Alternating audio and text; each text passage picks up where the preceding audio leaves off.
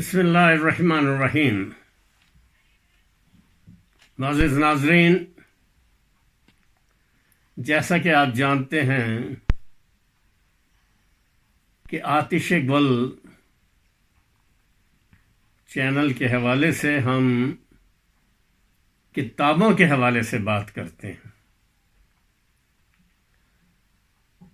کیونکہ کتابوں میں بہت ساری ایسی حقیقتیں موجود ہوتی ہیں کہ بہت سے ہمارے لوگ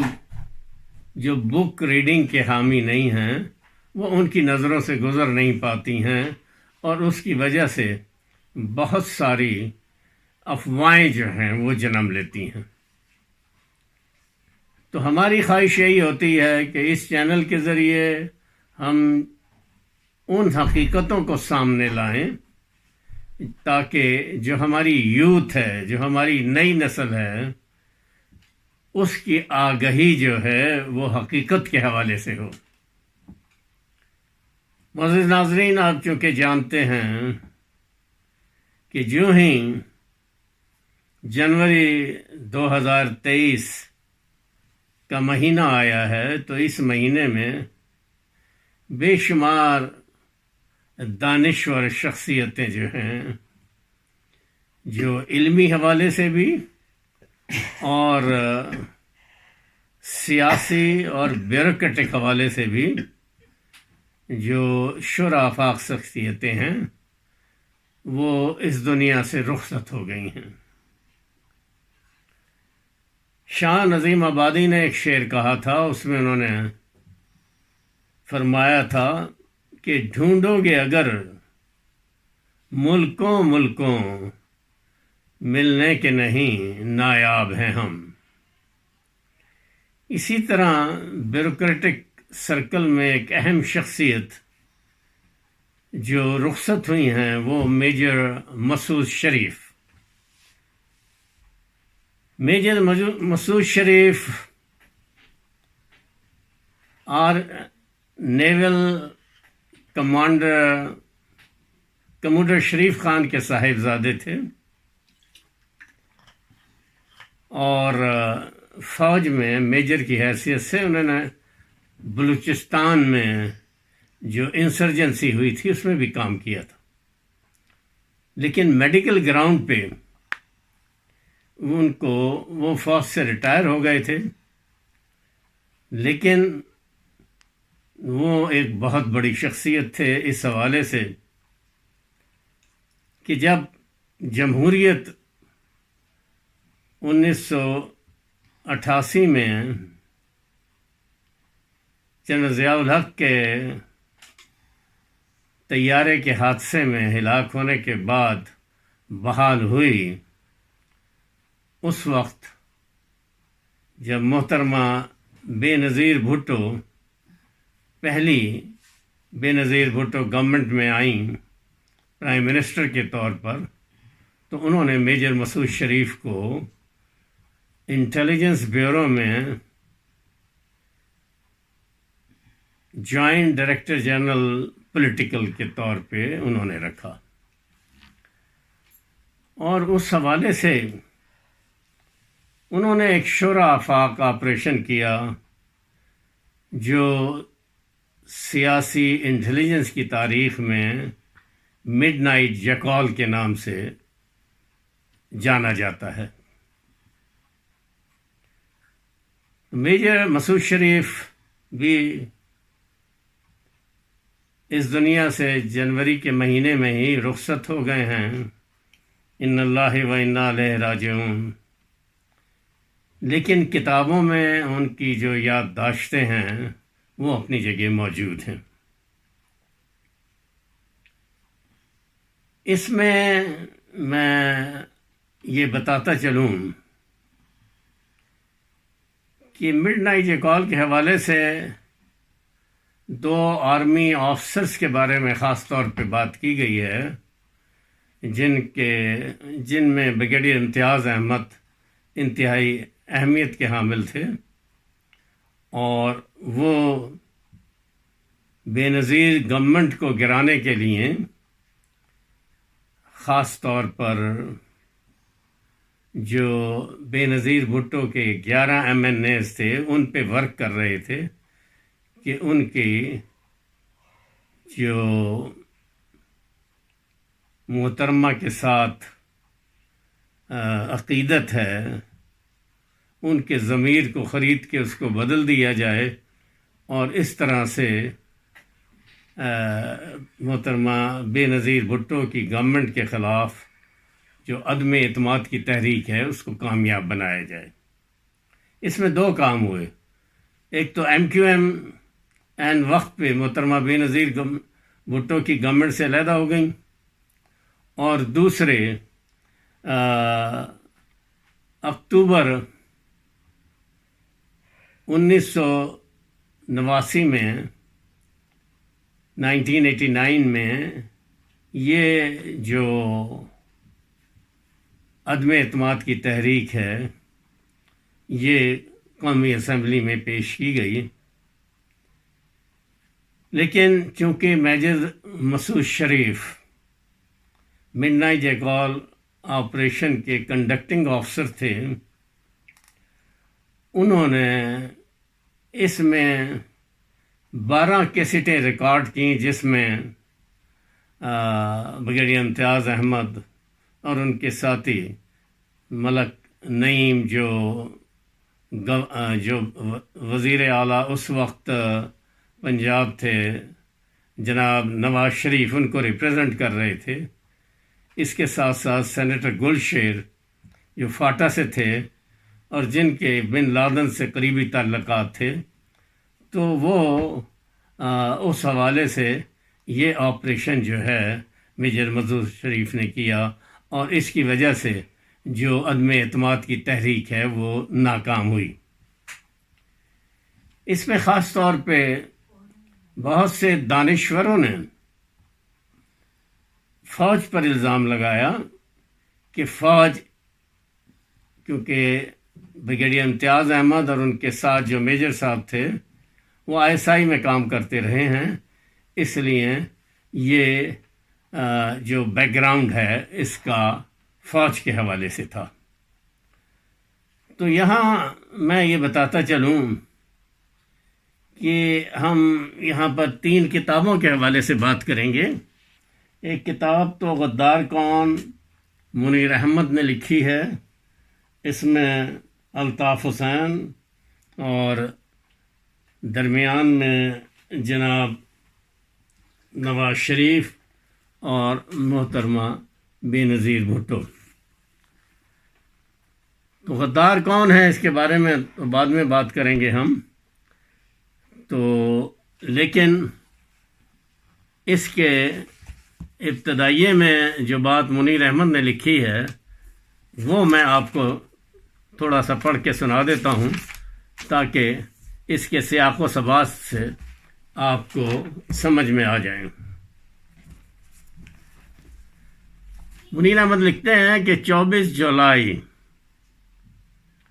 1994 کی دوپہر، اب یہاں میں یہ وضاحت کرتا چلوں کہ یہ آپریشن تو ہوا تھا 1989 اکتوبر میں، لیکن اس کے بعد چونکہ ووٹ آف نو کانفیڈنس ناکام ہو گئی تھی، لیکن اس وقت 52 جو آرٹیکل تھا کانسٹیٹیوشن میں اس کے تحت جو صاحب صدر تھے غلام اسحاق خان، انہوں نے بی بی کی حکومت کو گرا دیا تھا۔ لیکن یہ جب دوبارہ اقتدار میں آئی ہیں 1994 میں وزیر اعظم کے طور پہ، اس وقت اس مقدمے کے حوالے سے منیر احمد بات کر رہے ہیں۔ 24 جولائی 1994 کی دوپہر انٹیلیجنس بیورو کے سربراہ میجر مسعود شریف نے اپنے ادارے کے سینئر آفیسر رانا عبدالباقی کے توسط سے میرے خلاف بغاوت کا مقدمہ درج کرایا۔ وفاقی تحقیقاتی ادارے نے انٹیلیجنس بیورو کی درخواست پر راولپنڈی تھانے میں بغاوت کا جو پرچہ درج کیا، اس میں 5 غداروں کو نامزد کیا گیا، جن میں بریگیڈیئر امتیاز احمد، میجر عامر، ملک محمد نعیم، سینیٹر گل شیر اور راقم الحروف شامل تھے۔ مقدمے کی بنیاد میری کتاب پاکستان میں انٹیلیجنس ایجنسیوں کا سیاسی کردار بنی، جس کے متعلق انٹیلیجنس بیورو کے ماسٹر سپاہی کا دعویٰ تھا کہ اسے بریگیڈیئر امتیاز احمد نے لکھوایا۔ تو یہ اس کی بنیاد تھی۔ اب اس میں میں ریفرنس دوں گا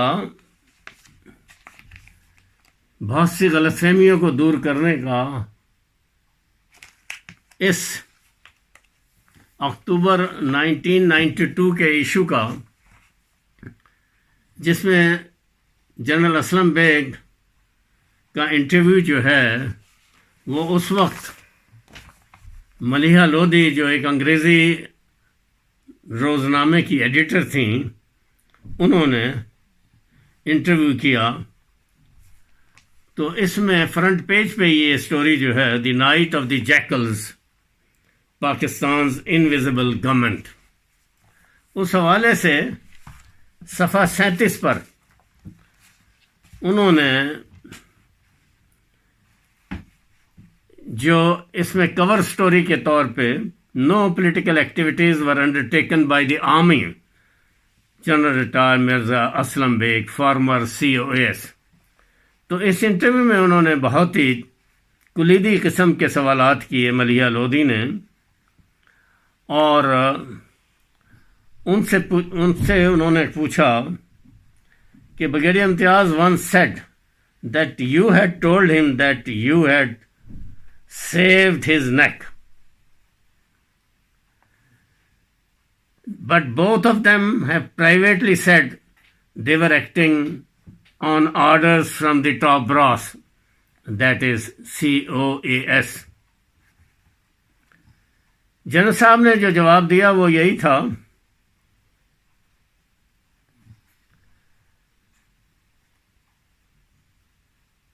they may say so now but they have never said this before۔ یہ امپورٹنٹ بات ہے، انہوں نے کہا اس سے پہلے انہوں نے کبھی اس پہ بات نہیں کی، وہ اب کہہ رہے ہیں۔ تو are you certain they were not acting for you؟ ملیحہ کا سوال تھا۔ جنرل صاحب نے جواب دیا، in that case did not it bother you that as COS you had no control over the free-wheeling activities of your officers؟ General صاحب نے جواب دیا، that is why they were permanently retired on fault۔ اس پہ انہوں نے یہ بھی پوچھا کہ بعد میں میاں نواز شریف نے ان کو اہم پوزیشنوں پہ لگایا، بریگیڈیئر امتیاز کو انٹیلیجنس بیورو کا ڈائریکٹر جنرل بنا دیا۔ تو ان کا سوال یہ تھا، is it true you write to the then Punjab chief minister Nawaz Sharif asking ہم not to employ them as his aides؟ جن صاحب کا جواب تھا، in one of my meetings with him I had pointed out that this would not be proper since they were retired on fault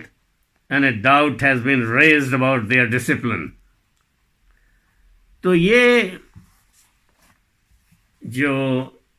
بات ہے جن صاحب کی، خاص طور پہ انہوں نے جو کہا کہ وہ اب یہ کہتے ہیں، پہلے ایسا کبھی انہوں نے ایسا نہیں کہا۔ تو اس کے بارے میں ایویڈنس خود بریگیڈیئر امتیاز کی میں آپ کو پڑھ کے سناتا ہوں۔ یہ کتاب ہے جس کی بنیاد پر منیر احمد کے خلاف یہ آفیشل سیکرٹ ایکٹ کے تحت یہ مقدمہ درج کرایا گیا تھا، اور اس میں آپ محسوس کریں گے کہ انہوں نے انٹیلیجنس بیورو کے ٹاپ سیکرٹ لیٹر جو ایڈریس ہوئے تھے آرمی کو، وہ سارے شائع کیے تھے،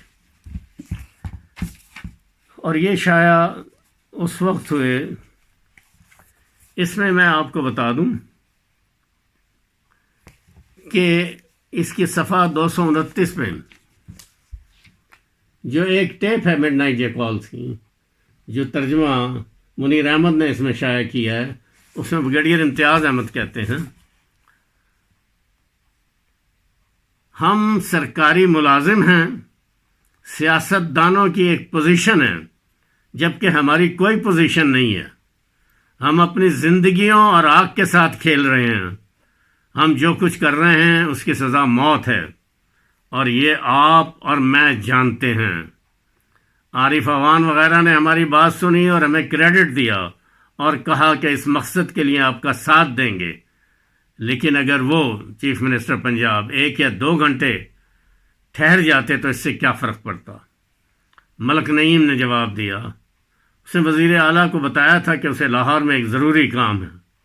بریگیڈیئر امتیاز، اگر اسے اتنا ہی ضروری کام تھا تو وہ اس کی ٹیلی فون پر وضاحت کر سکتا تھا۔ یہ حقیقت ہے کہ یہ دونوں لوگ سنجیدہ ہیں،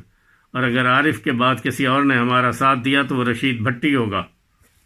تو یہ اس کتاب میں وہ خود کہہ رہے ہیں کہ وہ جس کام میں مصروف ہیں اس کی سزا تو موت ہے۔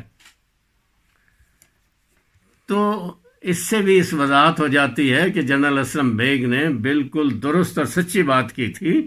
کہ آرمی اس سیاسی آپریشن میں کسی طور پر بھی ملوث نہیں ہے، اور یہ لوگ پہلے نہیں کہتے تھے، اب کہتے ہیں تو یہ اپنی جان بچانے کے لیے کہتے ہیں، لیکن ان کو اسی وجہ سے ایٹ فالٹ ریٹائرڈ کر دیا گیا تھا آرمی سے، تاکہ لیکن اس وقت چیف منسٹر نواز شریف کو بھی کہا گیا تھا کہ ان کو کسی اہم عہدوں پر آپ کسی بھی عہدے پر نہ لگائیں، چونکہ یہ ایٹ فال ریٹائرڈ ہیں اور اس کی وجہ سے آرمی کا ڈسپلن متاثر ہوتا ہے۔ لیکن انہوں نے جب وہ پرائم منسٹر بنے تو انہوں نے ان کی بات نہیں مانی اور بریگیڈیئر امتیاز کو انٹیلیجنس بیورو کا ہی چیف جوائنٹ ڈائریکٹر جنرل بنا دیا۔ تو یہ صورتحال جو ہے آپ اس سے محسوس کریں گے کہ یہ اصل میں اس کے جو ماسٹر مائنڈ تھے، یہ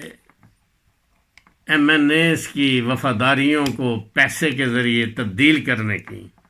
کیونکہ اس وقت جو 11 ایم این ایز کو 50 لاکھ کی آفر کی گئی تھی اور ایک پلاٹ اس کے ساتھ دینے کی، جس کی تفصیل اس کتاب میں موجود ہے، تو اس کے ماسٹر مائنڈ میاں نواز شریف ہی تھے، اور جنرل اسلم بیگ نے یہ بہت ہی اس وقت درست قدم اٹھایا کہ ان دونوں افسران کو ایٹ فالٹ ریٹائر کیا، اور اس کی وضاحت جو ہے اس بات سے بھی ہو جاتی ہے کہ جنرل صاحب نے نواز شریف کو بھی کہا کہ جناب آپ ان کو کسی عہدے پہ نہ لگائیں، کیونکہ اس سے آرمی کا ڈسپلن متاثر ہوتا ہے۔ تو یہ اس لیے بھی میں یہ بات آپ کے سامنے کرنا چاہتا ہوں، کیونکہ ہماری نوجوان نسل جو ہے ان کے ذہنوں میں یہ بات ڈال دی جاتی ہے کہ آرمی جو ہے وہ ہر آپریشن کے پیچھے ہوتی ہے۔ ایسی بات نہیں ہے، اور اس غلط فہمی کو اگر جنرل باجوہ نے رجیم چینج کے ذریعے پھیلایا ہے تو اس پہ بھی میں سمجھتا ہوں جو موجودہ چیف آف سٹاف ہیں انہوں نے خاص طور پہ اس بات کی وضاحت کر دی ہے کہ فوج نیوٹرل ہے اور کسی سیاسی مقصد میں وہ شامل نہیں ہوگی۔ تو یہ میں سمجھتا ہوں کہ مختصراً یہ وہ آپریشن تھا جس میں بہت ساری باتیں جو ہیں وہ فوج اور سویلین کے درمیان تعلقات کے حوالے سے سامنے آئی تھیں۔ تو یہ چونکہ اس وقت جناب نواز شریف صاحب جو جنرل ضیاء کی ہلاکت کے بعد ان کی لابی کو چیف کر رہے تھے، اس لابی کے حوالے سے انہوں نے یہ انگریس جو ہے آرمی میں کی تھی، اور اس حوالے سے انہوں نے ان افسران کو استعمال کیا اور پھر ان کو اہم عہدوں پہ فائز کیا۔ تو اس میں آرمی کا قطعی کوئی ہاتھ نہیں تھا۔ میں سمجھتا ہوں کہ جنرل صاحب نے، جنرل مرزا اسلم بیگ نے آئین پاکستان کی تابعداری کی، اور اس حوالے سے میں سمجھتا ہوں کہ جو غلط فہمیاں ان کو رفع ہونا چاہیے، اور داد دینی چاہیے جناب میجر مسعود شریف کو، جنہوں نے یہ شہرہ آپریشن کیا، اور جس کے ذریعے بہت ساری جو غلط فہمیاں ہیں وہ دور ہوئیں۔ بہت شکریہ۔